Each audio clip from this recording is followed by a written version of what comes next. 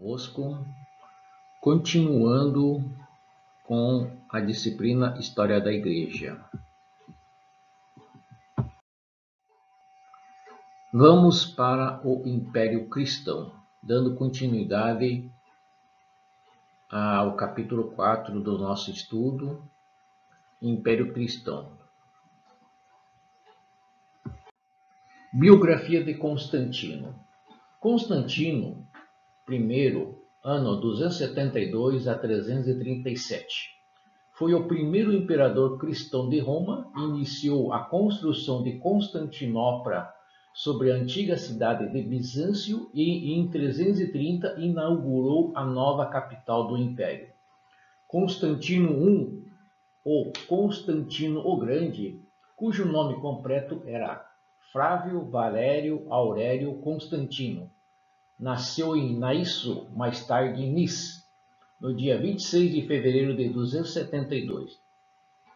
Filho do oficial grego Constâncio Crol e de Helena, viveu a maior parte de sua infância e juventude na corte do imperador Diocleciano, que empreendeu a mais implacável de todas as perseguições contra os cristãos. Para evitar constantes conflitos por ocasião das sucessões, Diocleciano reorganizou a estrutura do poder, que culminou com um governo baseado na tetrarquia, quando o império foi dividido em 4 partes. Ele mesmo controlava as províncias orientais e o Egito, confiou a Maximiano a Itália e a África proconsular. A Galéreo entregou as regiões do Danúbio e da Ilíria, e Constâncio Crol, o pai de Constantino, entregou a Espanha, a Gália e a Bretanha. Imperador Constantino. Em 305, após a morte de Diocleciano, os imperadores entraram em guerra interna. E nesse mesmo ano, Constantino juntou-se ao pai e participou das campanhas da Bretanha. No dia 25 de julho de 306, após a morte de Constâncio e a abdicação dos outros tetrarcas, os outros 2 tetrarcas, as legiões a que Constantino comandava aclamaram no imperador. Em Roma, o título de Constantino não foi reconhecido, pois o sistema não admitia a sucessão hereditária. Em 310 surgiram outros pretendentes ao império, Maximiano e seu filho Maxêncio e Licínio. Entretanto, Constantino já havia consolidado seu domínio sobre a Espanha, a Gália e a Bretanha. Em 312, Constantino aliou-se a Licínio e derrotou o Maxêncio. E com isso, Licínio e Constantino dividiram o império.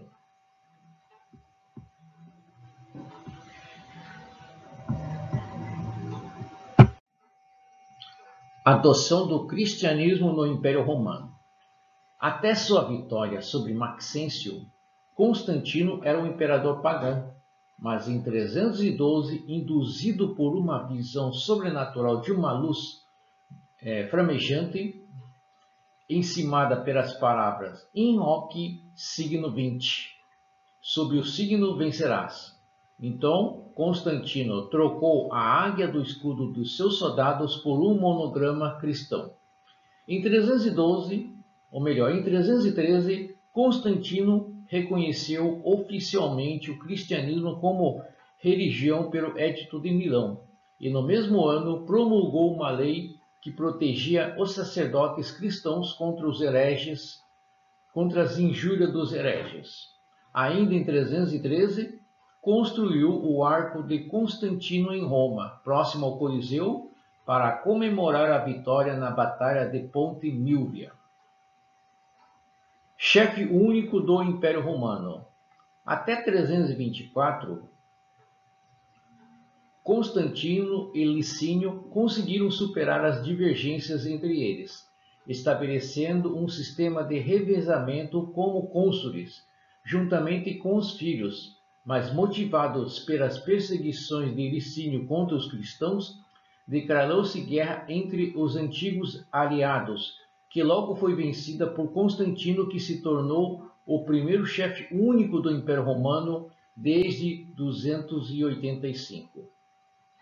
Com o passar dos anos, as convicções cristãs de Constantino foram se acentuando, pois proibiu que os senhores matassem os escravos e coibiu o adultério e o concubinato, extinguiu o suplício da cruz e interditou os combates entre os gladiadores.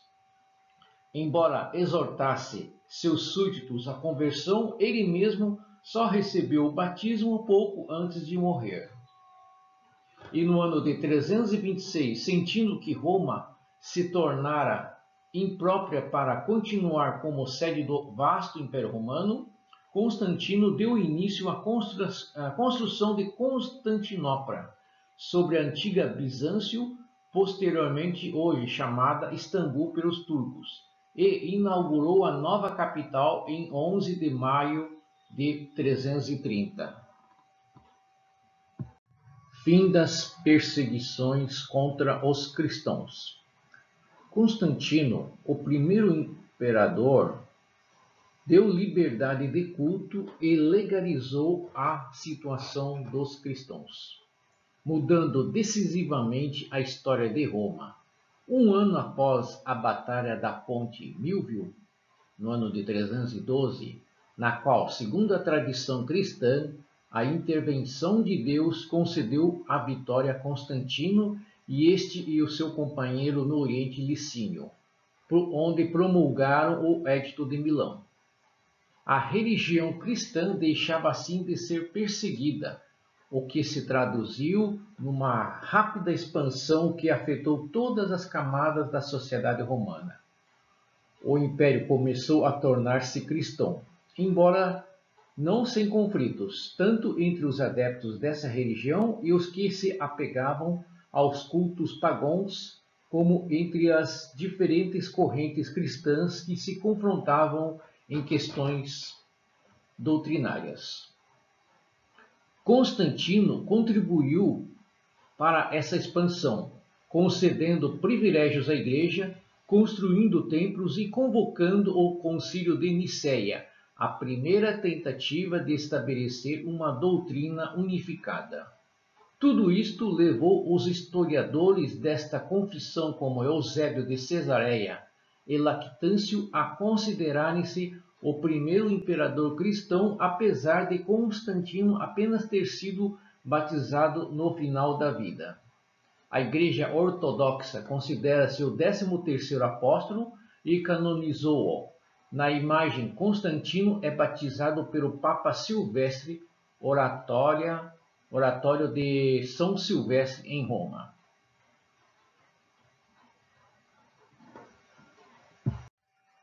Proteção e favorecimento da Igreja. Nos anos posteriores ao Edito de Milão, a Igreja cristã obteve grandes vantagens sobre as demais religiões. As igrejas receberam suas propriedades de volta, receberam auxílio financeiro e apoio direto do governo romano. Também o sistema de cobrança de impostos passou a beneficiar igrejas e propriedades cristãs. E ainda a eliminação dos espetáculos de gladiadores no Coliseu Romano e a proibição de que os condenados fossem jogados às feras. E também podemos citar a abolição da crucificação e a repressão do infanticídio e do escravismo. Tudo isso o governo romano aboliu. O reconhecimento do cristianismo como religião preferida pelo imperador trouxe bons resultados tanto para o povo como para a Igreja. Mediante a promulgação de outros éditos, Constantino possibilitou não apenas a recuperação das propriedades confiscadas, mas também deu subsídios para que a Igreja se tornasse mais forte e influente. Isentou o clero do serviço público, proibiu práticas de adivinhações e previsões e separou um dia específico para a guarda religiosa condizente com os propósitos religiosos do Império, o Dia do Sol, como dia de descanso e culto. Assumiu a posição de liderança teológica ao convocar um concílio de Nicéia no ano de 325 e arbitrar a controvérsia ariana. Com essas atitudes, Constantino garantiu a liberdade religiosa aos cristãos e propiciou favores para a Igreja, deixando o cristianismo em posição de prestígio no Império. Após a sua morte, os filhos de Constantino continuaram a favorecer a Igreja, promulgando éditos que proibiam sacrifícios pagãos e a frequência aos templos pagãos. No reinado de Juliano, os privilégios da Igreja cristã foram retirados, voltando a ser concedida a liberdade plena de culto e auxílio para o avanço da filosofia e da religião pagã. Contudo, esse retrocesso foi apenas temporário, sendo continuados os privilégios à Igreja cristã pelos reis seguintes. O imperador Graciano renunciou ao título de Pontífice Máximo e Teodósio I, em 380, tornou o cristianismo a religião oficial do Império, com punição daqueles que seguissem outra forma de culto. Em 392, o Edito de Constantinopla proibiu o paganismo e em 529 Justiniano determinou o fechamento da Escola de Filosofia de Atenas. O Edito de Teodósio, em 28 de fevereiro de 380, promulgado em Tessalônica, assim dizia: todos os povos devem aderir-se à fé transmitida aos romanos pelos apóstolos Pedro e professada pelo pontífice Dámaso e o bispo Pedro de Alexandria, quer dizer, reconhecer a Santa Trindade do Pai, do Filho e do Espírito Santo. Então, irmãos, a contribuição de Constantino para o desenvolvimento da Igreja cristã foi essencial, pois, livre da perseguição, pôde desenvolver sua obra com maior poder, tanto no Império, pregando aos da antiga população e aos pagãos bárbaros que vinham se estabelecer na região, como também em outros campos de trabalho. O cristianismo assim se espalhou durante o IV e V século, nas partes do Império onde a religião ainda não se tinha formado, especialmente na Grécia, no Alto Egito, norte da Itália, Espanha, França e nas terras ao longo do Rio Reno e do Danúbio. A participação do imperador Constantino no desenvolvimento da Igreja cristã acabou por repercutir na expansão posterior da Igreja, por ter tornado o cristianismo uma religião aceita e protegida pelo Estado romano. No período em que foi imperador, fez uso de estratégias político-religiosas que não apenas puseram fim à perseguição aos cristãos, mas também favoreceram grandemente a Igreja cristã de diferentes maneiras.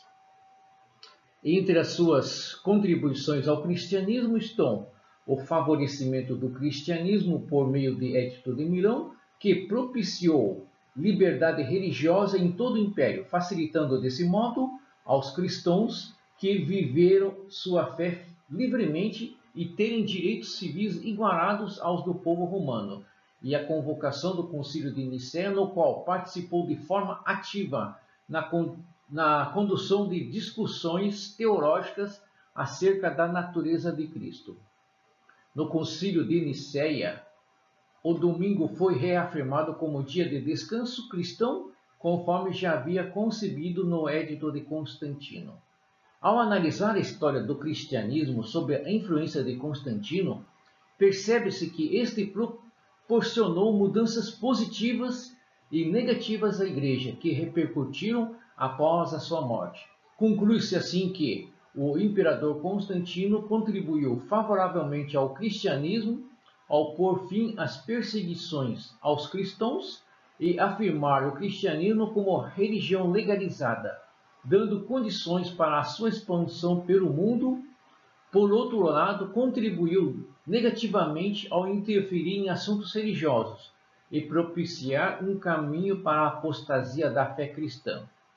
A fé cristã primitiva, no entanto, permaneceu ao longo dos séculos por meio de remanescentes que não se curvaram diante de Roma. Mesmo tendo a igreja cristã em Roma e seus aliados apostatado e perseguido aos cristãos no decorrer do tempo, produzindo mudanças que conduziram a igreja a uma união com o Estado a partir de Constantino e infiltrando costumes pagãos para confundir a verdade do Evangelho.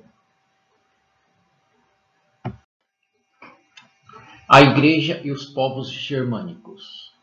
Queda de Roma e a nova missão da Igreja. No ano de 410, o rei visigodo Ararico saqueou Roma antes inexpugnável. Os cidadãos e os cristãos ficaram perturbados e se perguntavam se haveria ainda alguma esperança para o cristianismo. Mas a insegurança se alastraria cada vez mais. Em 430, o norte da África estava assediado e prestes a cair. Agostinho, o grande bispo, morre na cidade de Hipona, que estava cercada. A Bretanha cristã foi assaltada pelos anglos e saxões, e praticamente veria desaparecer de lá a fé cristã. Em 452, o huno Átila ameaçou tomar e saquear Roma. O Papa Leão Magno corajosamente dirigiu-se ao seu encontro, pedindo clemência e foi atendido. A Santa Genoveva também conseguiu salvar Paris. Em 476, Odoacro, o rei dos Héruros, conquistou Roma. Com isso, os bárbaros ocuparam o trono do Ocidente cristão. A partir daí, passaram a guerrear entre si, para o controle e domínio do espólio imperial. Havia bárbaros pagãos e bárbaros tomados pela heresia do arianismo, como os germanos, e isso seria um duplo desafio para a Igreja. O Império Romano do Oriente ainda resistiria por mais 1000 anos, mas com um território sempre mais reduzido, até que em 1453 Constantinopla seria tomada pelos turcos. Nesta hora trágica e confusa que o Império Romano enfrentava, a fé cristã e seus pastores assumiram a defesa do povo e dos novos povos, pois sua organização já se sobrepunha à do Império. Igrejas, mosteiros e cidades estavam destruídos. Era preciso socorrer os pobres e reorganizar a vida. Quando a administração imperial entrou em colapso, os bispos da Igreja passaram a centralizar a organização e o governo dos novos povos, que se estabeleciam dentro do então potente Império Romano. Por causa de sua cultura e qualidades pessoais, os bispos tinham as condições naturais para exercer essa liderança. Especialmente o bispo de Roma, o Papa, iria assumir progressivamente o posto deixado pelo imperador. A partir daí, alguns papas se destacariam muito pelas suas qualidades, como o Papa Gregório Magno, que se empenharia em reconstruir a cultura e a cidade de Roma. Do meio das destruições e da decadência surgiu uma nova força, primeiramente moral e depois política, a Igreja. Teve início então uma nova etapa da história europeia, chamada de medieval, que seria marcada pelo predomínio da autoridade eclesiástica. Papas e bispos progressivamente vão refazendo a antiga prosperidade e organização legislativa do Império Romano.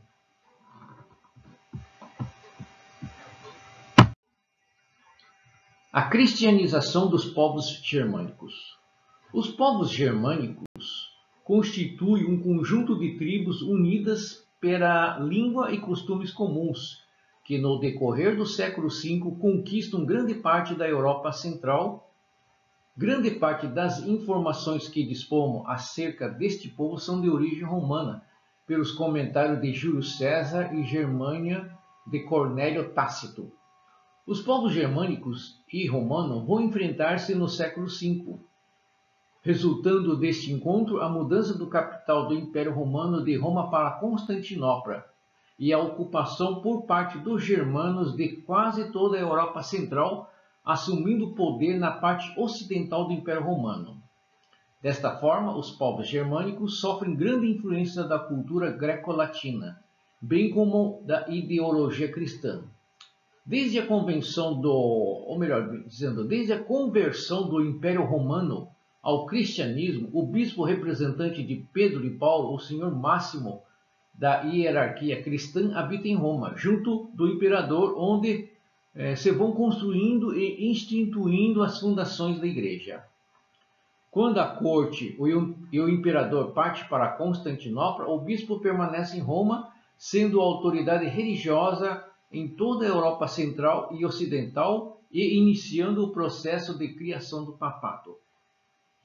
A Igreja de Roma tem assim ao seu alcance um vastíssimo território onde as religiões existentes são pagãs, de ideologia pouco profunda e de cultos fracamente arraigados. São religiões politeístas de povos bárbaros e guerreiros, sem um clero organizado. Se por um lado a doutrina de Cristo implica a evangelização e a pregação, por outro, a sobrevivência e desenvolvimento do papado tornam vital essa mesma evangelização junto do invasor. A cristianização do Ocidente é assim marcada pelo crescimento do papado e pelas invasões germânicas. Tudo se conjuga de forma favorável e Clovis, primeiro rei dos francos, torna-se o primeiro rei de tradição germânica a converter-se ao cristianismo. Clovis I, também por influência da esposa, a Clotilde, que é cristã, é batizada segundo o ritual cristão e com ele mais de 3.000 dos seus soldados. Entre o século V e o século VI, os povos germânicos adotam o cristianismo e no seio de sua civilização, fundem-no com a cultura germânica e com a cultura greco-latina, lançando as bases da cultura europeia ocidental.